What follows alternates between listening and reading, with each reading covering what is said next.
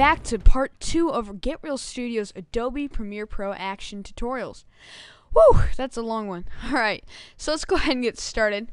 Now, I have actually shot just some footage, 30 seconds of footage. And we're just going to cut that down, trim it up, and that's how we're going to create our action series. Alright, so let's go ahead and get started.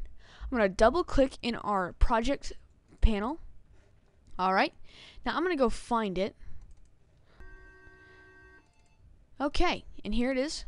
Now you'll see that you get all this. Go ahead and go down to File Type and go up to the M2, just the normal Sony default. Okay, go ahead and hit Open. It'll take a second for these to open. Now what we're going to do is when you click it, you'll notice that these give you a little preview, and you can actually watch the footage right there. Okay, there's my brother coming out. Alright, and there's me right there, not the trash can. But okay, so now I'm just gonna drag one by one down here, and you just want to make sure snapping's on. So say when I turn that off, you notice that it doesn't snap anywhere. It'll just go bananas. So you just want to make sure snapping's on. All right, just keep dragging them down, just like this. Now what we're gonna do is you can use the slider down here to zoom in to your footage. Alright, and we're just going to go ahead and I'm going to show you how to trim your footage. Okay, so down here you'll notice your tools. Alright, and just go ahead and grab your selection tool, which is shortcut key is V. Alright, and now just put your slider to wherever. So I'm going to want this to end right about here.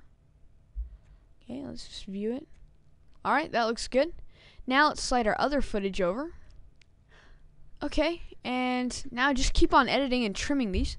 You'll notice that when your cursor gets to the edge of the footage, it'll turn into a special symbol, and this just means you can drag and click it wherever. Alright, now over here, I'm going to show you the next tool, pretty much just the most popular, is our cut tool. It's called the razor tool, and what you can do is you can just divide a clip into many, alright, just like that, just by clicking. I noticed that Sony Vegas has a tool like this, but you actually just hit the key S to split it. But I find this very useful. Unfortunately, you can't just cut wherever your cursor is. You actually have to grab your tool. But anyway, alright, and here I will show you your other advantage over Sony Vegas. This is the reason why I use it, and it's because you can actually marquee select. That means you can just click and drag, and it will select everything in your box. So yeah, that's why I chose that over. Okay, so I'm just gonna go ahead and trim up this footage.